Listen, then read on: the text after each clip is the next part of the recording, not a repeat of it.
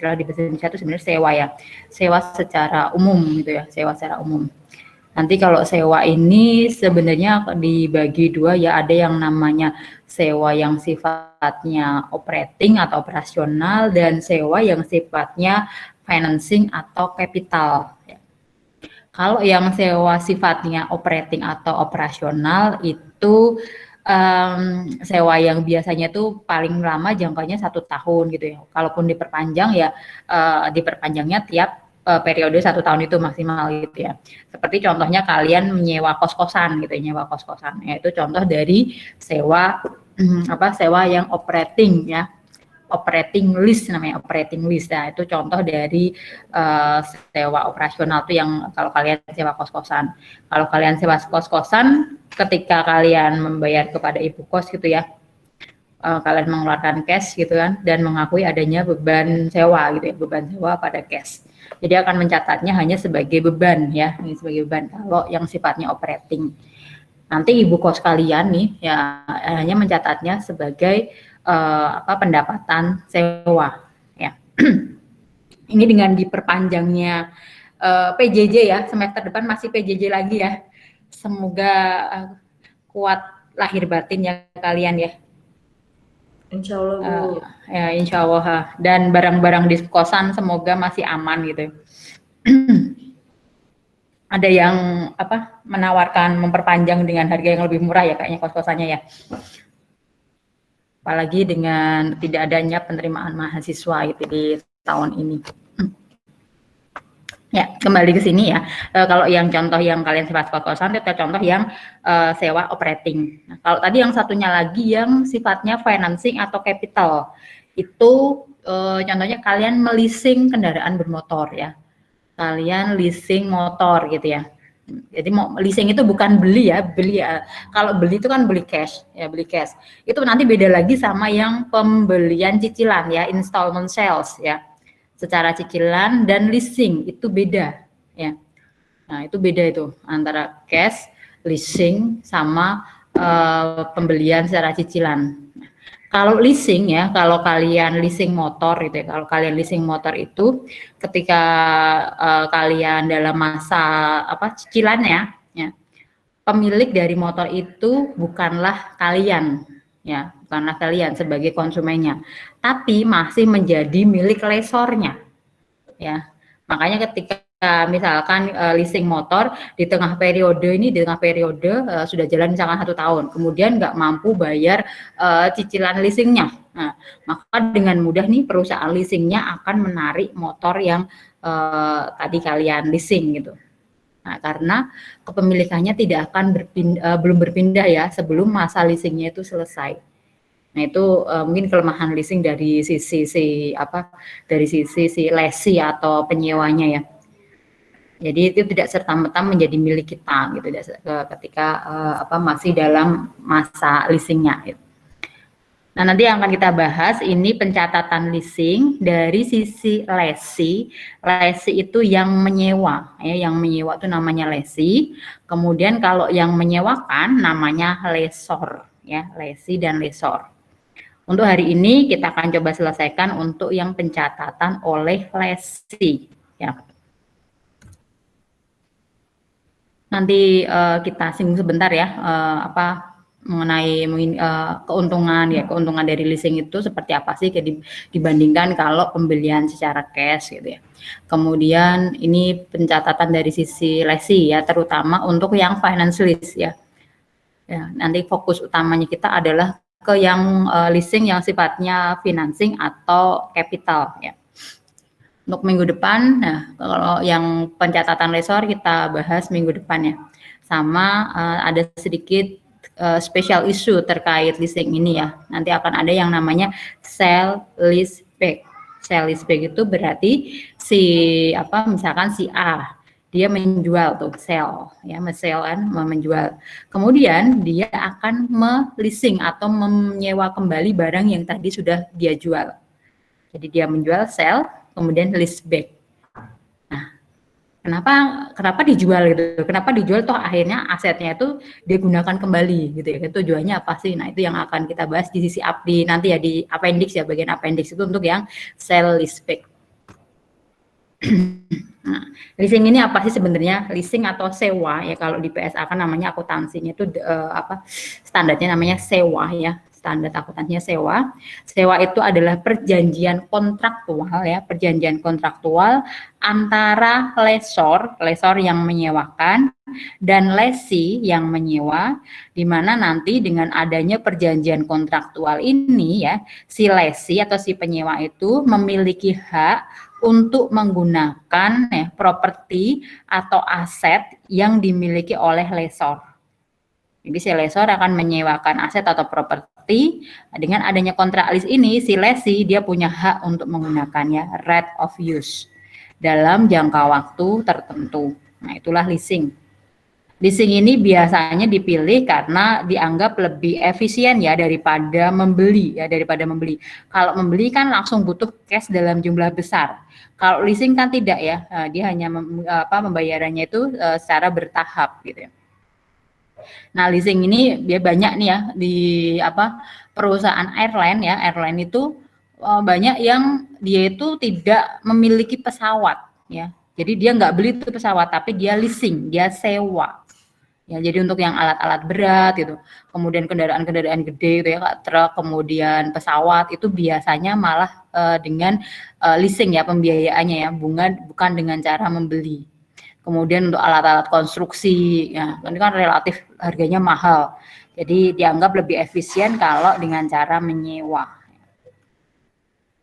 Ini beberapa contoh perusahaan yang melakukan leasing ya, Keuntungannya apa sih leasing itu ya?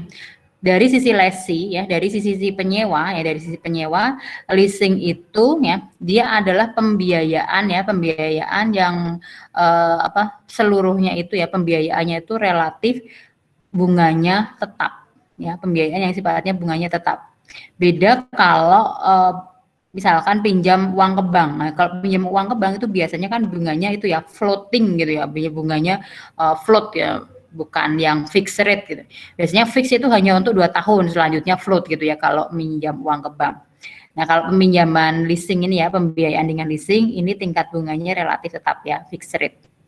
Kemudian ya, dari sisi lesi dia akan terhindar dari risiko kehilangan ya, dari risiko kehilangan.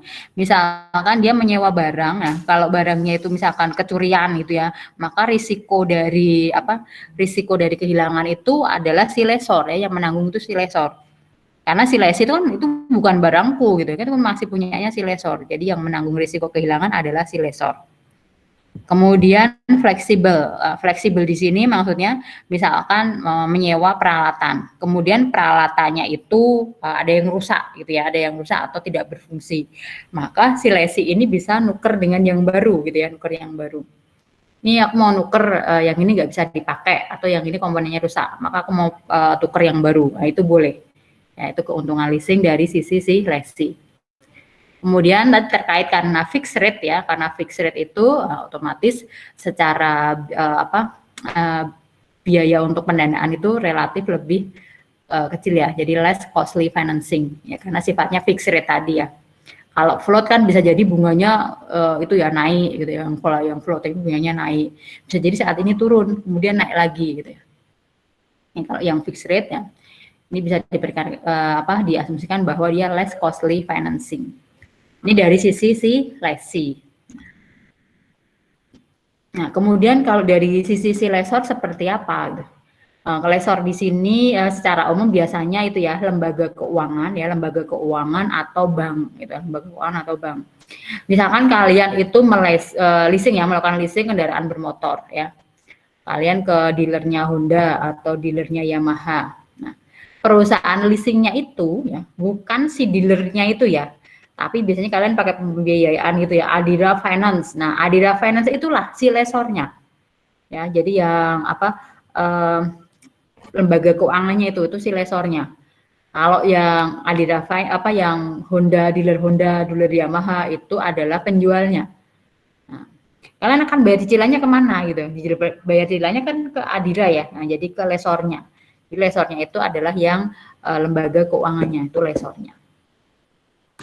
Keuntungannya apa sih dari sisi lesor? Yang pertama, karena dia seolah dia memberikan apa sih kayak pinjaman gitu ya, kayak memberikan pinjaman gitu. Nah, maka nanti akan mengakui adanya bunga ya, ada bunga. Dari sisi lesi nanti juga dia akan mengakui adanya interest expense ya. Kalau dari sisi lesor berarti akan ada interest revenue. Kemudian karena dianggap lebih efisien ya, lebih efisien daripada membeli langsung, maka pendanaan dengan cara leasing ini bisa meningkatkan penjualan produk ya. Karena dia si pembeli atau si konsumen ini dia di awal hanya perlu menyediakan kas yang tidak terlalu banyak ya, daripada kalau dia harus membeli secara cash. Ya, jadi itu salah satu untuk menstimulasi penjualan. Nah, kemudian kalau dari tax benefit nih, kalau dari tax benefit, nah kalian yang lebih tahu ya, kalau yang di aturan di Indonesia ini seperti apa gitu ya, kalau terkait yang transaksi leasing. Kalau dengan ya, kalau misalnya dari sisi aspek PPN tuh, nah jasa leasing itu yang sifatnya seperti apa? Apakah ada tax benefitnya? Ada nggak yang transaksi leasing? Nah, nanti dibuka lagi ya. Kemudian yang keempat ya,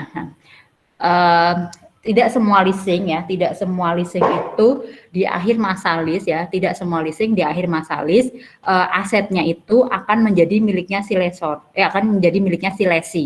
Jadi tergantung kontraktual agreement-nya ya, tergantung perjanjiannya. Apakah nanti di dalam perjanjian itu tercantum ya, di akhir masa leasing, aset yang disewa oleh lesi tadi, apakah akan kembali kepada lessor atau akan menjadi milik lesi? Itu harus tercantum di kontraktual agreement.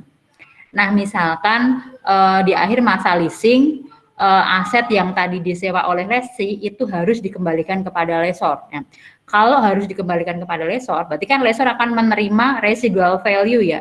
Dia akan menerima barangnya lagi. Nah, barangnya lagi itu tadi bisa diapain? Bisa dia jual, ya. Ya, bisa dia jual tuh sama si lessor atau bisa disewakan lagi. Ya. Itu keuntungan dari sisi lessor. Kemudian ya tadi leasing itu akan terbagi menjadi yang sifatnya operating dan sifatnya financing atau capital ya, financing atau capital. Nah, kalau dari sisi lesi nih. Nah, dari sisi lesi dengan aturan yang baru, dengan standar yang baru ini beda ya sama yang di buku 2 ya. Kalau yang di buku 2 itu nanti harus ada kriteria yang terpenuhi. Ada 4 kriteria yang harus harus dicek gitu ya, harus dicek kalau yang pakai buku 2. Nah, kalau yang memakai buku 3 ini hanya gini aja. Seluruh leasing itu akan dicatat sebagai finance lease atau capital lease ya. Jadi seluruh leasing akan dicatat sebagai finance atau capitalist kecuali, nah sekarang berarti yang menjadi acuan adalah exception-nya ya, pengecualiannya. Kecuali kalau leasing tersebut kurang dari 1 tahun atau nilai dari properti atau aset yang disewakan itu nilainya kurang dari $5.000 ya. Kalau kurang dari 1 tahun atau nilai asetnya kurang dari $5.000, ini bisa dikategorikan sebagai operating lease.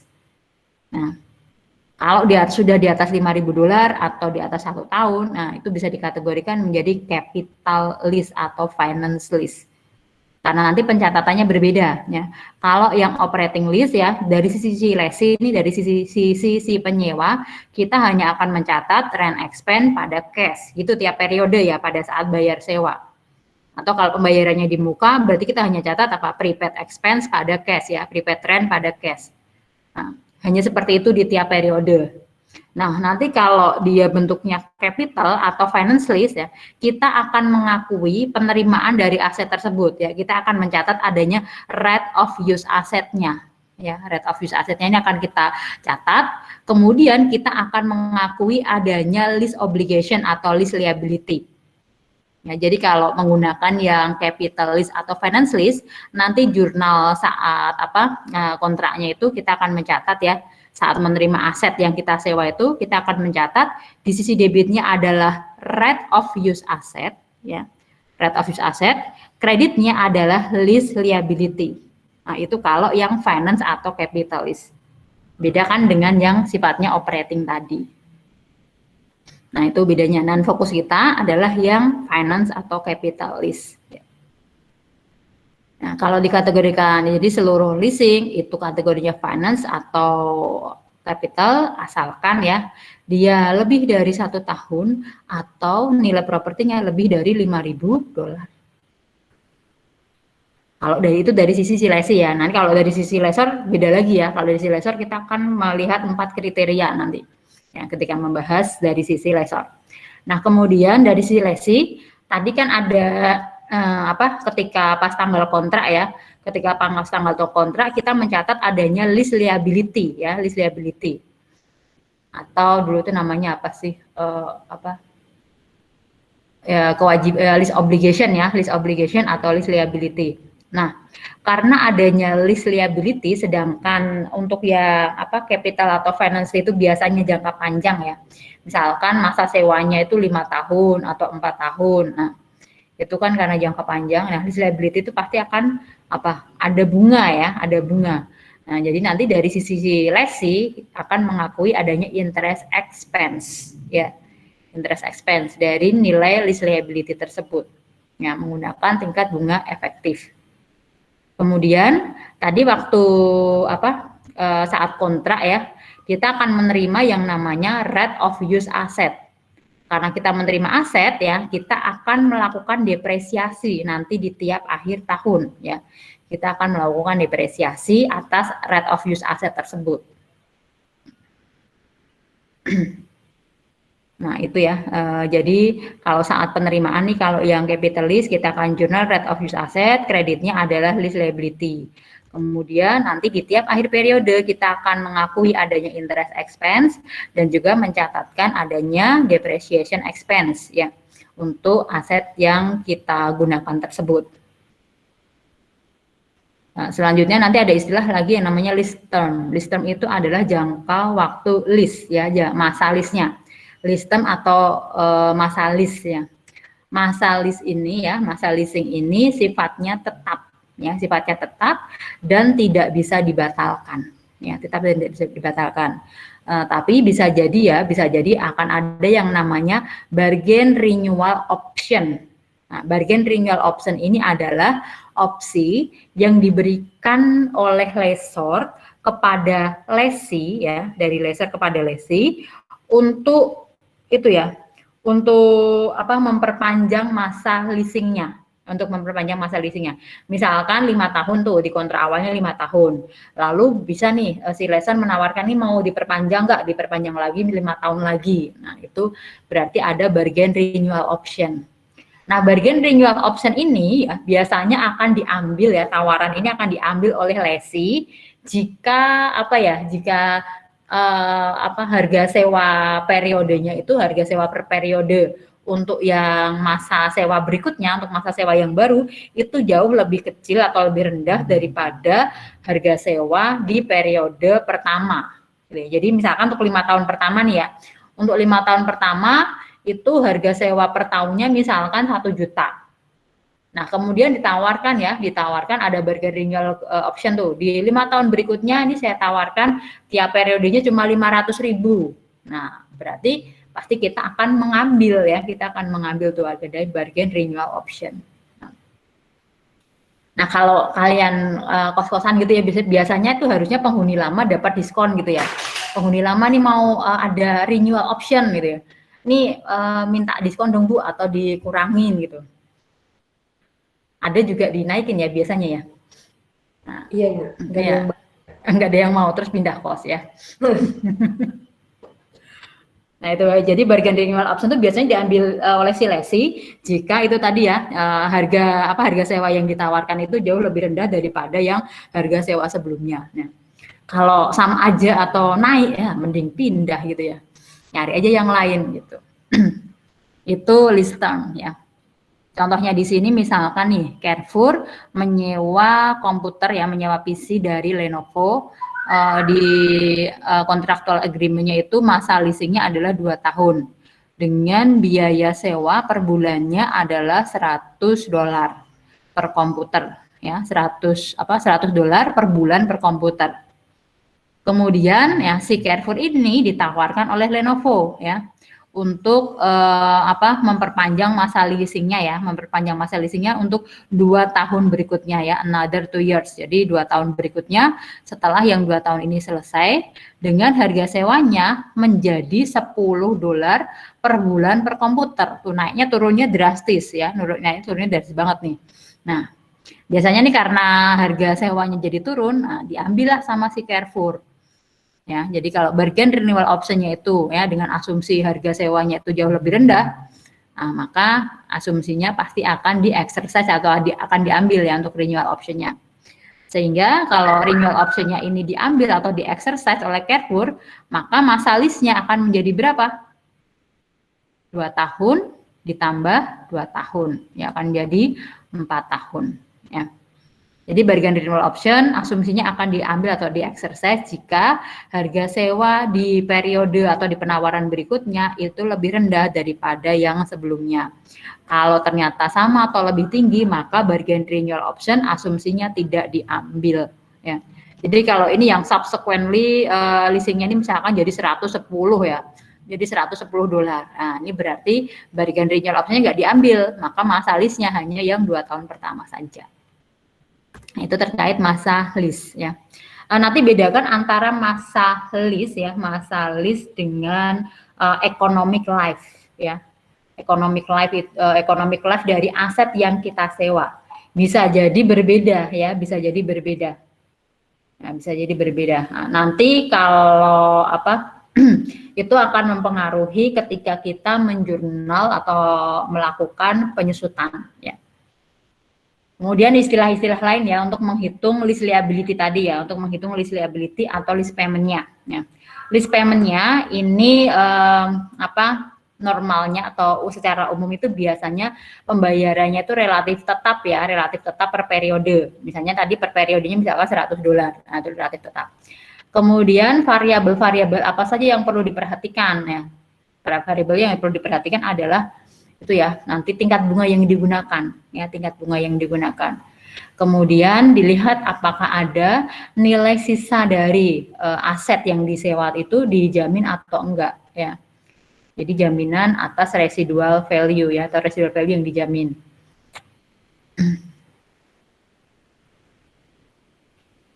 Nah, kemudian tingkat bunga ya, terkait tingkat bunga atau rate ini nanti akan ada 2 jenis tingkat bunga. Yang pertama namanya implicit interest rate. Ya, implicit interest rate. Yang kedua namanya incremental borrowing rate. Nah, kalau yang implicit interest rate atau bunga implisit ini adalah tingkat bunga yang digunakan oleh lessor ya dalam menghitung lease payment. Ya, ini yang implicit rate ini yang menggunakan lessor ya. Jadi kalau lessor sudah pasti nanti kalau dalam menghitung present value atau present value anuitas dunia itu menggunakan ya implicit interest rate ya. Jadi kalau dia ngasih pinjaman gitu ya, itu tingkat bunganya sekian, itu yang digunakan oleh si lessor ya, implicit interest rate. Nah, kalau lessee menggunakan apa ya? Lessee ya, aturannya gini kalau lessee ya. Lessee dia apakah tahu ya, lessee atau penyewa ini tahu nggak tingkat bunga implisit yang digunakan oleh lessor? Kalau si lessee-nya ini tahu tingkat bunga implisitnya lessor, maka si lessee akan menggunakan tingkat bunga implisit lessor dalam menghitung lease liability atau minimum lease payment-nya. Nanti akan kita hitung menggunakan present value ya. Untuk menghitung lease payment atau lease liability-nya. Kalau si lessee tahu tingkat implicit rate-nya lessor, dia gunakan implicit rate-nya lessor. Kalau nggak tahu atau udah nggak peduli tingkat implicitnya lessor, dia akan menggunakan incremental borrowing rate-nya dia sendiri. Incremental borrowing rate itu tingkat bunga yang digunakan oleh si lessee kalau dia beli peralatan itu pakai pendanaan yang lain, nggak pakai leasing gitu ya misalkan. tapi mungkin dia dengan cara ngutang uang cash gitu baru buat beli barang itu. Nah, itu adalah tingkat bunga yang digunakan oleh lessor. Dia menggunakan incremental borrowing rate.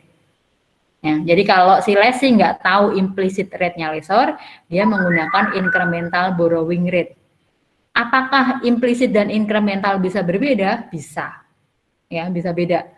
Jadi nanti si lessor menghitung sendiri, si lessee menghitung sendiri. Jadi bisa jadi nanti antara minimum list payment yang dicatat oleh lessee dan oleh lessor berbeda. Itu bisa jadi, ya. Sekarang kita aplikasikan ke contoh ya untuk menghitung yang tadi yang namanya minimum list payment atau list liability. Nah, ini dari sisi si lessee dulu ya. Di sini contohnya ya. CNH Capital dan Ivanhoe Mines ya, menandatangani kontrak leasing ya. CNH-nya ini adalah si lessornya ya, CNH-nya si lessornya. Kemudian si Ivanhoe ini adalah si lessee. Jadi ini kita akan mencatat dulu dari sisi Ivanhoe, dari sisi lessee. Perjanjian kontrak leasingnya 1 Januari 2019 ya, di mana nanti mewajibkan untuk si lessornya dia menyewakan backhoe, ini alat berat itu ya, alat keruk itu ya, yang buat bangun itu yang alat keruk itu ya, backhoe ke Ivanhoe pada awal Januari ya, 1 Januari 2019. Syarat dan ketentuan ketentuan utang piutangnya sebagai berikutnya. Yang pertama, masa lease-nya ya, term of the lease berarti masa lease-nya ya, masa leasingnya, masa sewanya adalah 5 tahun. Nah, di dalam lease agreement-nya sifatnya non cancelable, tidak bisa dibatalkan, di mana pembayaran untuk sewa tahunannya ya, sewa tahunannya ini adalah 20.711,11 euro dibayar tiap awal tahun. Nah, pembayarannya kapan? Apakah di awal tahun? Jadi bayar dulu baru make gitu ya. Ataukah nanti di akhir tahun? Nah, jadi pakai dulu satu periode baru bayar. Pakai dulu satu periode baru bayar. Nah, ini untuk beginning atau ending of each year atau of each period, ini perhatikan ya. Nanti karena akan mempengaruhi perhitungan minimum lease payment-nya, ya kan, lease liability-nya akan berbeda kalau pembayarannya di depan atau pembayarannya di belakang. Ya. Ini pembayarannya di depan. Kemudian ya, fair value dari aset yang disewa itu nilai wajarnya adalah 100.000 euro ya, 100.000 euro dengan estimasi masa manfaatnya ya, estimasi manfaatnya 5 tahun, berarti sama dengan masa leasing ya.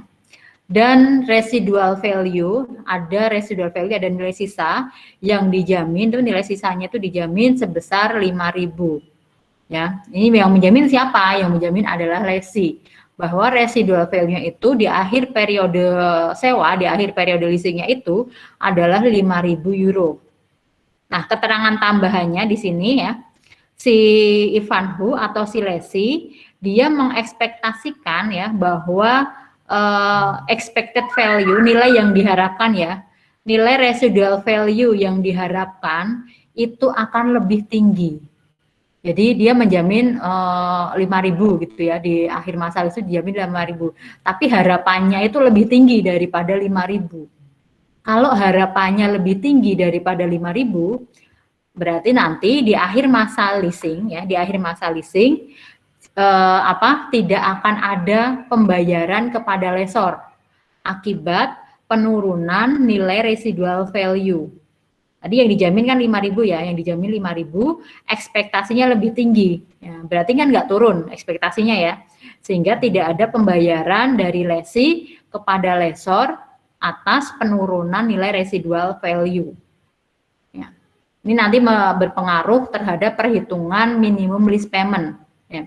Kalau misalkan expected residual value-nya ini ternyata yang diekspektasinya kan itu ternyata misalkan jadi 3.000 gitu kan ya, jadi 3.000, turunnya berapa nih dari 5.000 yang digaransi ke expected 3.000, berarti turunnya berapa? 2.000 ya. Nah, penurunan 2.000 ini ya, penurunan 2.000 ini harus diganti oleh lesi. Nah, jadi lesi ini harus mengganti penurunan dari residual value yang dia jamin. Nah, 2.000 ini harus diganti nanti oleh lesi kepada lesor di akhir masa lease-nya. Ya, jadi si lesi harus membayar 2.000 tadi ya, penurunan nilai residual value dia bayar tuh. Dia harus bayar kepada lesor. Nah, untuk pembayaran yang 2.000 tadi, ini nanti akan masuk ya, akan masuk dalam perhitungan present value yang di sini tadi. Jadi dia akan termasuk dalam perhitungan present value. Jadi present value dari minimum lease payment-nya nanti dia akan menghitung dari rental payment-nya ya tiap tahun dan ditambah dengan untuk penurunan nilai residual value. Jika ada ekspektasi penurunan. Kalau yang di kasus pertama ini nggak ada ya. Nah, jadi nanti perhitungan dari rental payment-nya untuk minimum lease payment adalah yang dari ini saja ya, dari rental payment-nya saja. Selanjutnya, untuk leasingnya ini tidak ada bargain renewal option ya, tidak ada penawaran untuk memperpanjang masa lease. Backhoe refers to CNH capital. Berarti asetnya ini dikembalikan ya, tidak ada dikembalikan kepada kepada lesornya. Jadi di akhir masa lease barangnya tidak menjadi milik lesi, tapi dikembalikan ya. Berikutnya, incremental borrowing rate-nya lesi adalah 5%. Si lesi mendepresiasikan peralatan dengan metode garis lurus.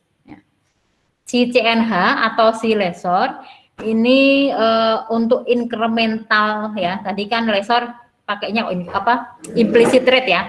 Implicit rate-nya lesor ini adalah 4%.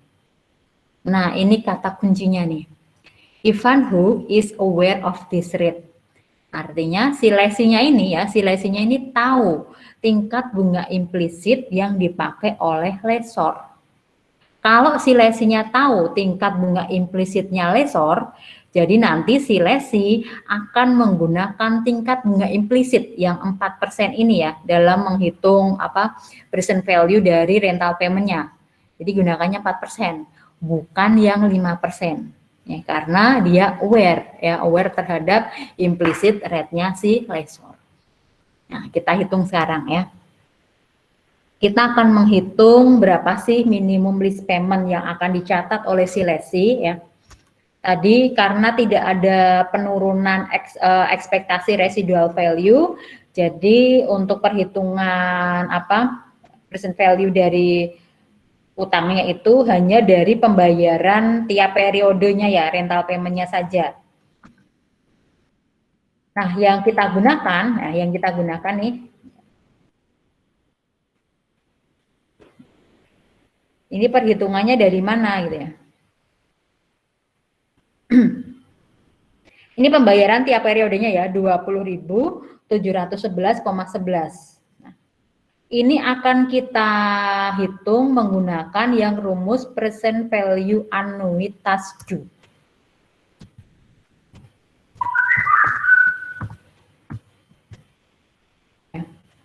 Jadi minimum lease payment ya, MLP minimum lease payment atau lease liability-nya adalah present value anuitas due. Karena tadi pembayarannya itu di muka ya, pembayarannya di muka. Kalau kalian menghitung obligasi ya, kan pembayarannya di belakang ya. Untuk bunga ya, untuk bunga kan biasanya kan periodenya kan periode dulu gitu ya, selama satu periode 1 tahun atau 6 bulan baru bayar bunga ya kan. Kemudian satu periode lagi baru bayar bunga. Jadi pembayaran bunga kan di belakang ya kan. Jadi itu pakai yang present value anuitas. Ya, kalau pembayarannya di belakang pakainya present value anuitas. Kalau pembayarannya di depan ya, di depan berarti untuk yang pembayaran di depan itu kan mencerminkan present value pada tanggal awal ya, pada tanggal kontrak ya. Jadi kita menghitungnya bukan pakai present value annuity ya, tapi present value anuitas due-nya. Ini dengan pembayaran tahunannya tadi adalah 20.711,11.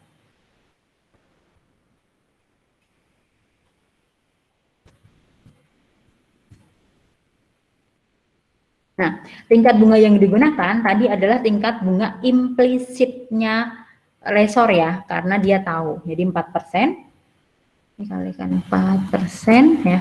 Berapa tahun ya? 5 tahun. 5 periodenya ya, periodenya 5. 5 periode. Periodenya bisa kalau bulanan bisa 6 bulanan ya, tergantung ya. Kalau di sini tadi tahunan ya. Jadi 5 periode. Nah, maka rumus yang ketemunya berapa ini?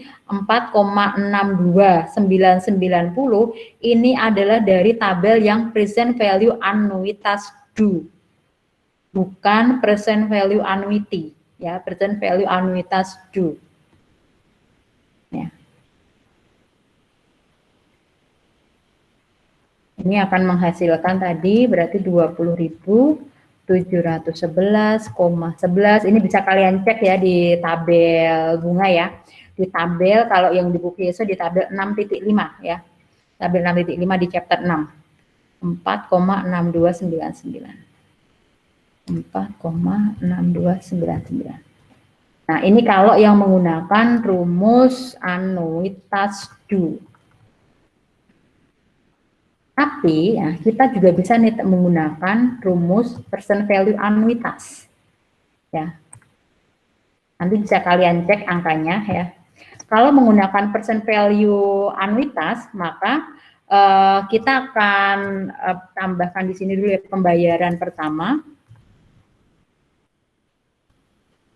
Bayaran pertama tidak perlu di present value kan ya, karena nilainya itu sudah sama dengan nilai present value-nya ya. Pembayaran pertama ditambah present value anuitas 20.000, present value annuity 4 pembayaran berikutnya. Jadi yang di present value anuitas kan adalah yang 4 pembayaran berikutnya ya, yang berarti kan ngitungnya kayak di belakang gitu ya. Tapi kalau yang pembayaran pertama tidak usah di present value kan. Pembayaran yang pertama tadi adalah 20.000 ya, pembayarannya tiap periode 20.711,11 ditambah present value anuitas untuk pembayaran berikutnya. Ini berarti pakai yang anuitas ya, 4%. 4 pembayaran berikutnya berarti 4 periode. Jadi kalau yang menggunakan rumus yang pertama, ini pakai yang tabel 6.5 ya, present value annuity. Ya, kalau pembayarannya di depan, ini kita bisa, kalau pembayarannya di depan kita bisa menggunakan yang present value annuity. Ya. Kalau pembayarannya di belakang ya, kalau pembayaran di belakang kita menggunakan rumusnya yang present value anuitas. Ya. Kalau yang di depan itu present value anuitas due, kalau pembayarannya di belakang present value anuitas saja. Nah, untuk yang present value anuitas due ini sama dengan ya pembayaran pertama ditambah present value anuitas sisa pembayaran berikutnya. Ya. Jadi kalau ini yang dari tabel anuitas due, kalau yang berikutnya nanti ya, ini pembayaran yang pertama, ini tidak perlu di present value-kan. Kemudian yang 4 pembayaran berikutnya kita present value anuitas ya, dengan tingkat bunga 4% dan periodenya adalah 4. Ini nanti bisa dicari di tabel anuitas ya, tabel present value anuitas ya. I-nya 4%, N-nya adalah 4. Ini nanti perhitungan dari yang rumus kedua akan sama tuh hasilnya dengan yang rumus pertama. Nah, ini untuk menentukan minimum list payment ya, untuk menentukan minimum list payment-nya ya. Atau rate of use asset ketika tanggal kontrak. Ya. Terus bagaimana jurnalnya ya? Kita akan jurnal ya hasil perhitungan dari present value anuitas due tadi ya. Si lesi kan berarti menerima asetnya ya, si lesi menerima asetnya, maka akan kita catat ya rate of use asset. Ya, namanya rate of use ya, karena itu belum jadi miliknya ya, belum jadi miliknya. Makanya dia hanya punya hak untuk menggunakan. Ya, jadi rate of use asset senilai 95.890,35 Kemudian sisi kreditnya adalah lease liability atau lease obligation, ya.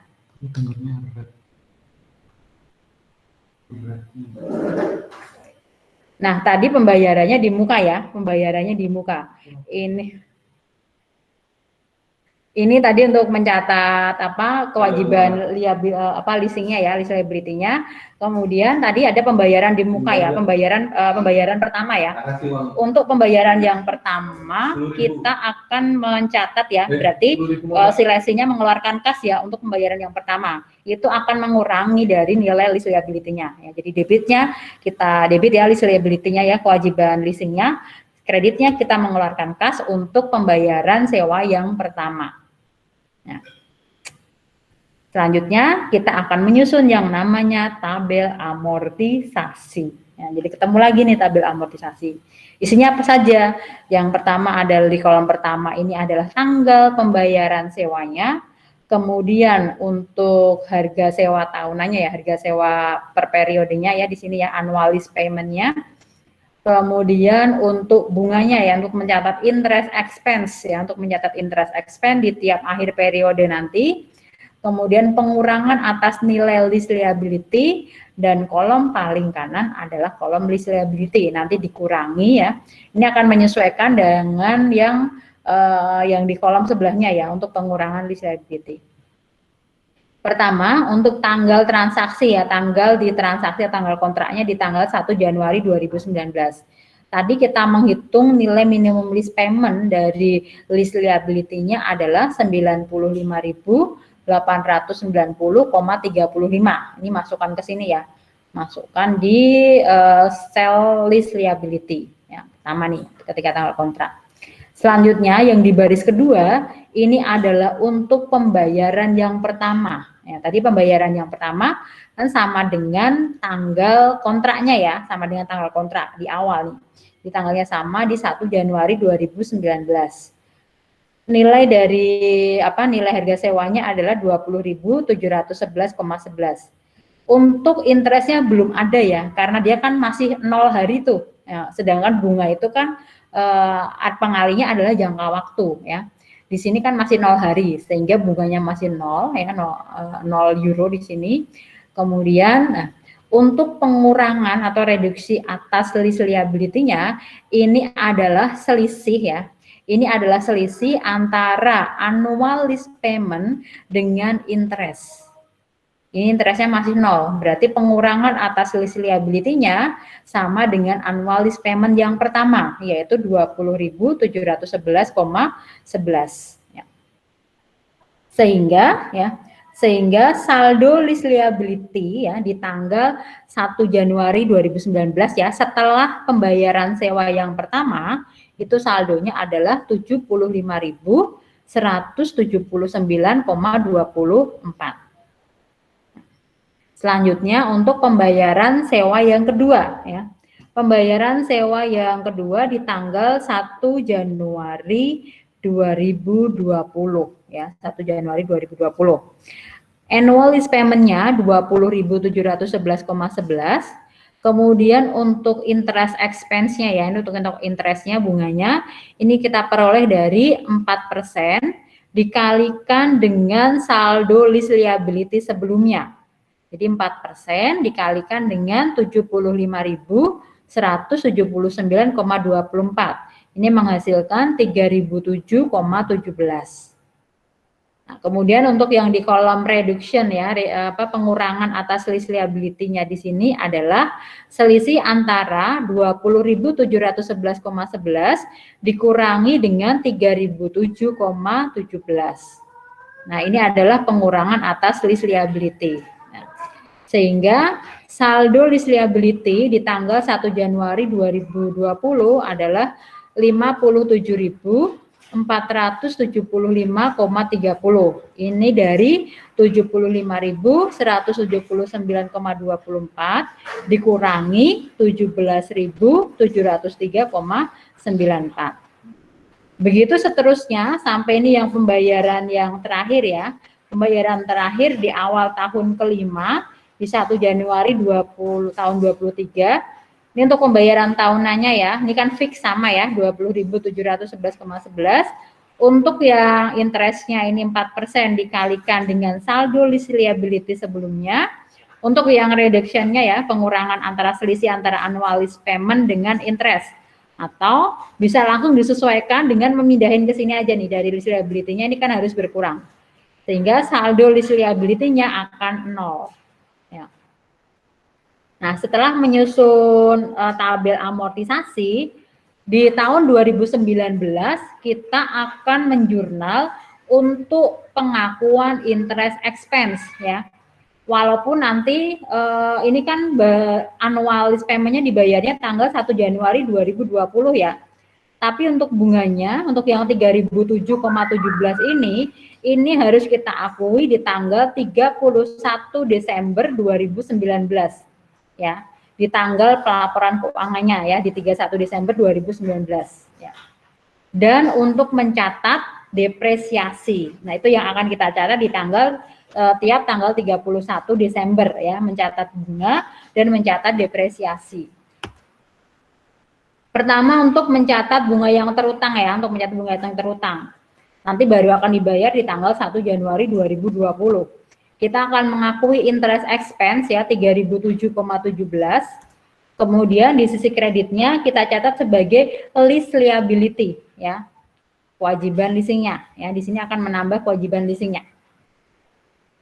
Kemudian kita akan mencatat ya, kita akan mencatat depresiasi dari aset tadi ya. Nah, karena asetnya tadi akan dikembalikan ya, akan dikembalikan kepada lessor di akhir masa lease, maka penyebut dari atau pembagi untuk depresiasi adalah lease term ya, masa lease ya. Maka depresiasi akan kita catat ya, debitnya depreciation expense, kreditnya bukan akumulasi depresiasi ya, tapi aset tersebut ya, tapi aset yang digunakan tersebut ya, rate of use asetnya, bukan accumulated depreciation ya. Ini angka yang tadi dari jurnal pertama ya, untuk rate of use-nya, rate of use asetnya 95.890,35 dibagi masa lease. Nah, jadi pembagian yang di sini adalah masa lease ya. Kebetulan tadi masa lease-nya sama dengan economic life. Ya. Jadi di sini 5 tahun. Nah, jadi depresiasi tahunannya 19.178,07. Ini pencantuman atau penyajiannya di neraca di tanggal 31 Desember 2019 ya. Untuk yang masuk di neraca, yang pertama yang sebagai rate of use asetnya, yaitu ini yang tercatat di awal 95.890,35 dikurangi yang didepresiasikan ya di akhir tahun. Sehingga saldo rate of use asetnya adalah 76.712,28. Kemudian ya, yang akan kita catat sebagai current liabilities ya, untuk kewajiban lancarnya, ini adalah yang akan kita bayarkan di tanggal 1 Januari 2020. Jadi yang akan dibayarkan di awal tahun berikutnya. Nah, ini adalah 20.711,11. Sedangkan sisanya akan kita catat di non-current liabilities. Yang masuk di income statement ada interest expense dan depreciation expense. Yang tadi kita jurnal di tanggal 31 Desember 2019.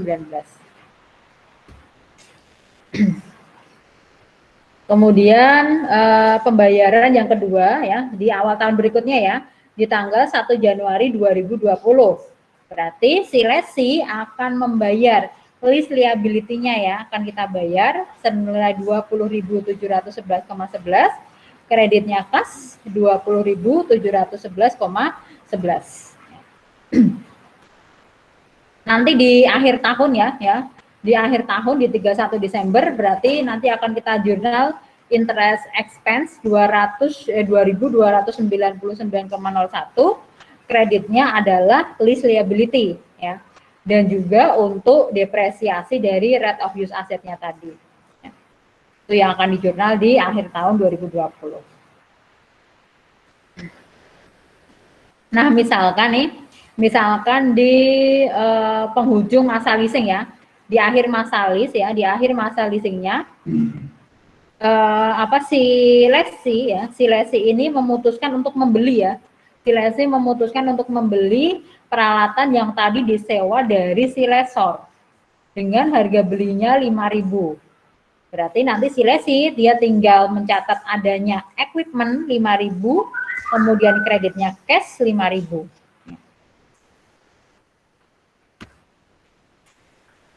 Itu contoh ya, yang tadi contoh di mana residual value yang diekspektasikan itu tidak akan turun dari yang digaransi. Nah, sekarang yang di contoh kedua, bagaimana jika ya expected residual value-nya ternyata lebih kecil daripada yang digaransi ya. Tadi yang digaransi berapa? Yang digaransi adalah 5.000. Ya, yang digaransi adalah 5.000. Expected-nya ya ternyata nih sifatnya probable. Probable itu berarti apa? Kemungkinan terjadinya cukup tinggi ya kalau yang sifatnya probable ya. Kan sifatnya itu ada virtually certain, kemudian probable, possible, sama remote ya. Ingat nggak itu kategori yang itu? Nah, kalau yang sifatnya probable ya, ini kemungkinan besarnya akan terjadi. Nah, kalau kemungkinan besarnya terjadi, kita harus mengantisipasi atau mengikutkan dalam perhitungan list liability-nya ya. Di sini tadi yang digaransi atau yang dijamin 5.000, ternyata yang diekspektasi itu 3.000. Jadi turun 2.000 ya. Nah, turun 2.000. Turun 2.000 nanti itu 2.000 itu akan dibayarkan oleh lesi kepada lesor di akhir masa lease ya. Sehingga yang 2.000 tadi, ini yang 2.000 harus diperhitungkan, ikut dimasukkan dalam perhitungan minimum lease payment tadi ya. Jadi untuk perhitungan minimum lease payment-nya, selain yang dari rental payment, ini tadi yang dari rental payment ya, yang menggunakan present value annuitas due. Nah, ini ditambah dengan perhitungan present value dari penurunan nilai residual value.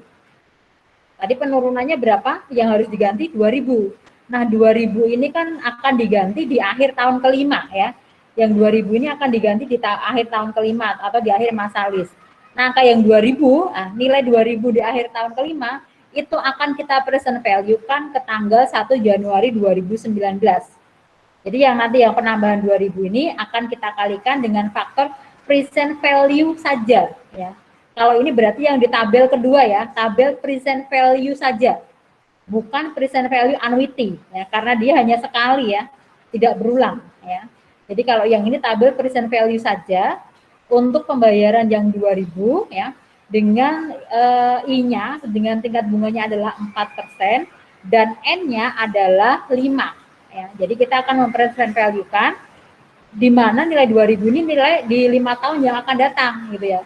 Itu akan kita tarik ke sini ya, pasti nilainya akan lebih kecil ya. Nah, ini angka dari tabel bunga yang tabel bunga present value ya, tabel 6.2. Ini ketemunya 1.643,86. Ini kita tambahkan dengan perhitungan present value list payment tadi.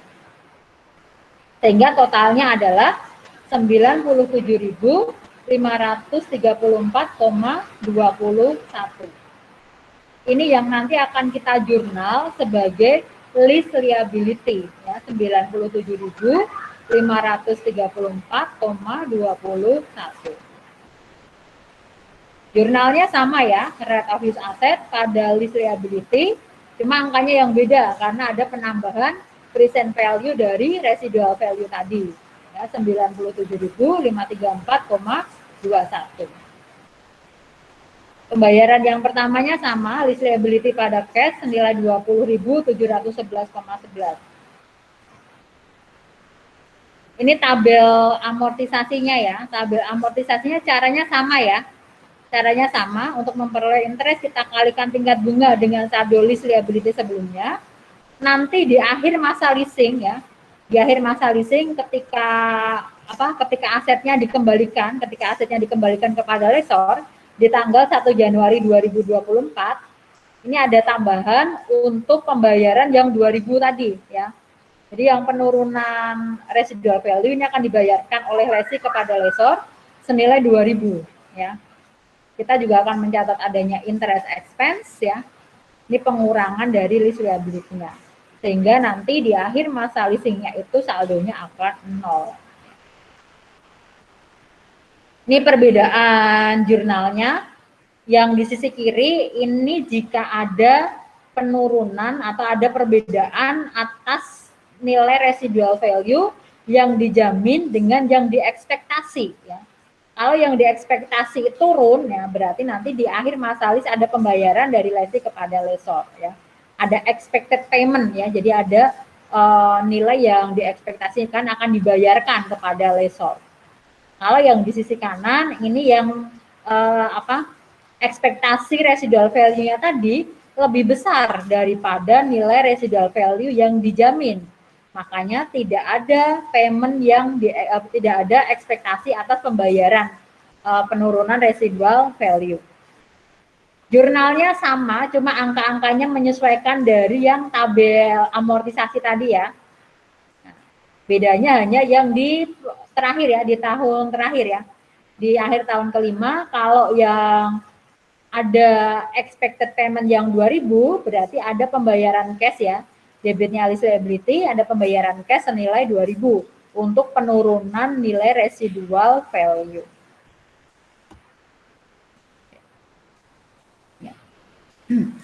Sampai di sini dulu, ada yang mau ditanyakan? Bu, izin tanya. Ya, silahkan. Itu kalau yang PV itu tadi pasti annuity due atau dimungkinkan bayarnya di akhir periode, Bu? Dimungkinkan bayarnya di akhir periode ya. Tergantung nanti kalau di saat seperti apa gitu ya. Kalau misalkan dia sudah kayak langganan gitu ya, sudah merupakan customer yang terpercaya gitu ya, bisa jadi pembayarannya di belakang gitu ya. Kalau pembayaran di belakang kita menggunakannya pakai yang present value anuitas ya. Nanti berarti tabel bunganya yang dipakai berbeda. Jadi hati-hati ya nanti kalau melihat soal leasing itu biasanya soalnya panjang ya. Kalian benar-benar itu ya tandain pembayarannya di muka atau di belakang. Tingkat bunganya lessee berapa, tingkat bunganya lessor berapa. Lessee-nya tahu nggak tingkat bunganya lessor? Ya, jadi biasanya soalnya panjang ya, itu ditandain benar-benar ya. Oh iya, dan satu lagi. Hasil perhitungan yang tadi di sini nih. Nah, hasil perhitungan yang nilai present value pembayaran maupun residual value ini tidak boleh ya, tidak boleh lebih besar daripada fair value aset. Tadi fair value asetnya untuk soal ini adalah 100.000 ya, fair value-nya.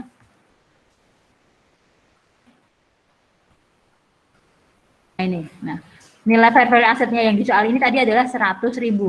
Jadi perhitungan untuk minimum lease payment-nya yang ini tadi ya, ini nggak boleh lebih dari 100.000. Kalau lebih dari 100.000, berarti nanti yang akan kita jurnal, yang akan kita catat sebagai lease liability adalah yang 100.000. Ya, adalah yang 100.000. Lalu kita akan mencari tingkat bunga baru ya, agar minimum lease payment-nya nilainya 100.000. Ya, jadi tidak boleh melebihi dari fair value asetnya. Nah, itu tambahannya. Terus kelanjutan kalau misalnya nyari bunga baru itu gimana, Bu? Nah, kalau mencari tingkat bunga baru kan seperti kalian pakai interpolasi ya. Ya. Asik kan nggak kalau yang di pelajaran obligasi kan ya. Ya kalau cara cepatnya dengan cara coba-coba. Berapa sih tingkat bunga kita masukkan ke rumus ini ya. Kita masukkan ke rumus ini. Nah, tingkat bunganya agar memperoleh hasil yang di sini nih hasil perhitungan minimum lease payment-nya ini adalah 100.000. Ya, agar di sini 100.000 dengan cicilan sekian, ini tingkat bunganya di sini berapa persen gitu. Siap, Bu. Ya. Ini Bu, kalau tadi di tabel yang nggambarin perbedaan antara yang no expected sama ada expected 2000 itu tuh, Bu. Yang jurnal ya. Iya. Ya. Tuh kan bedanya yang di akhir itu kan ada apa? Ada bayar penurunan itu residual value. Iya, itu bayarnya kok selisihnya sampai 1 tahun ya, Bu? Apa emang realnya kayak gitu ya, Bu? Yang mana? Bedanya ini nih. Ini kan dia 2019 5 tahun sampai 2023 berarti kan ya, Bu ya? Iya, ini 1 Januari 2019. Oh, jadi Iya. Selesai. Ini kan bayarnya di awal tahun ya, gini. Bayarnya kan di awal tahun. Berarti sewa yang ini ya, sewa untuk pembayaran yang 1 Januari 2023 ya, 1 Januari 2033, ini kan habisnya di 31 Desember 2023 kan ya? Iya. Betul. 31 Desember 2023 ya. Berarti ya, asetnya kan langsung segera dikembalikan tuh pada tanggal 31 Desember 2023 atau 1 Januari 2022. Oh iya. Jadi ini sangat dikembalikan. Ya. Oh iya, siap, Bu. Nah, tadi karena pembayarannya di muka. Oke, siap, Bu. Terima kasih, Bu. Sama-sama. Ada lagi? Izin, Bu. Oke, silakan. Misalnya kalau masa manfaat asetnya berbeda dengan masa sewanya, itu penyebut didepresiasi pakai yang mana? Nah, kalau beda kita lihat nanti ya, kriteria mana yang dipenuhi. Nah, tadi kalau yang di soal ini tadi ya, kebetulan sama. Nah, cuma tadi yang di soal itu menyebutkan gini, asetnya revert atau dikembalikan kepada lessor. Artinya tidak ada transfer kepemilikan ya, tidak ada transfer kepemilikan dari lessor kepada lessee. Ya, asetnya akan dikembalikan kepada lessor. Kalau tidak ada transfer kepemilikan, kita akan gunakan lease term atau masa lease ya dalam perhitungan depresiasi. Kalau ternyata di perjanjiannya itu ada title transfer atau ada transfer kepemilikan, di akhir masa leasing disebutkan bahwa asetnya itu akan pindah dari lessor kepada lessee, akan jadi miliknya lessee nih. Nah, kalau seperti itu, nanti si lessee-nya ini dalam mendepresiasikan dia akan melihat mana yang lebih kecil ya, mana yang lebih sedikit, dia akan bandingin antara masa lease dengan economic life, mana yang lebih sedikit. Itu yang akan dia gunakan ya, itu yang akan dia gunakan untuk depresiasi. Begitu. Baik, terima kasih. Jadi dilihat agreement-nya apakah kembali kepada lessor atau enggak. Kalau kembali kepada lessor, pasti kita gunakan lease term. Kalau menjadi milik lessee ya, nanti di akhir masa lease, kita akan bandingkan antara lease term dengan economic life mana yang lebih sedikit. Itu yang akan kita gunakan dalam depresiasi. Oke, ada lagi? Izin, Bu, berarti itu tadi buat depreciation aja kan, Bu? Tapi kalau buat penentuan PV tetap pakai lease atau? Iya, kalau buat menghitung present value minimum lease payment pakai lease term. Oh, walaupun ada transfer. Iya, kan kalau yang present value minimum lease payment kan tergantung berapa kali pembayarannya ya. Berapa kali pembayarannya itu tergantung lease term-nya. Oke, siap, Bu. Terima kasih, Bu. Oke. Ya. Ada lagi pertanyaan? Izin bertanya, Bu. Oke, silakan. Tadi kan Bu katanya ada kemungkinan perbedaan penggunaan tarif itu, Bu, yang implisit sama yang incremental. Ya. Nah, misalnya si lessee-nya itu tidak mengetahui tarif implisitnya dan jadi dia pakai yang incremental, Bu.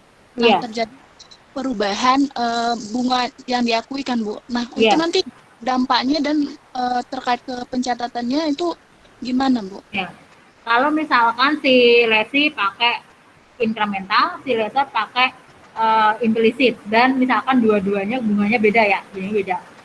Kalau dari sisi nanti yang akan membedakan itu berarti dari pencatatan rate of use atau lease liability-nya akan berbeda. Jadi nanti si lessornya dia akan mencatat lease receivable-nya tidak sama dengan list liability yang dicatat oleh si lessee. Si lessee mencatat list liability-nya misalkan 100.000. Si lessornya dia mencatat list receivable-nya bisa jadi 104.000. Ya bisa jadi seperti itu tuh. Ya, beda. Tapi kuncinya yang sama itu adalah di transaksi cash-nya. Jadi nggak masalah ya, list liability sama list receivable, kemudian interest expense dan interest revenue yang dicatat oleh lessee dan lessor itu berbeda, nggak masalah. Tapi yang tidak boleh berbeda adalah cash-nya. Jadi cash yang dibayar oleh lessee harus sama cash yang diterima oleh lessor. Begitu. Oke, baik Bu. Terima Ya, kasih Bu. ya. Jadi kalau misalkan berbeda, nanti si lessee bikin tabelnya akan berbeda ya sama si lessor. Nah, nanti kalau di soal ternyata berbeda, berarti kalian bikin 2 tabel ya. Tapi nanti ya semoga sama aja lah ya. Nanti kalau bikin 2 tabel nggak tahu tuh waktu 37 menit per soal itu cukup atau enggak. Ya. Ada lagi untuk yang lessee? Ada pertanyaan? Kalau tidak ada, kita coba latihan dulu ya, karena di sini hujan deras, takutnya suara saya tidak kedengaran kalah sama hujan ya. Kita coba latihan dulu. Kita coba kerjakan problem 21.1 ya. Problem 21.1 di buku Kieso yang edisi 3 ya. Kita bahas di WA Group. Siap, Bu. Bu.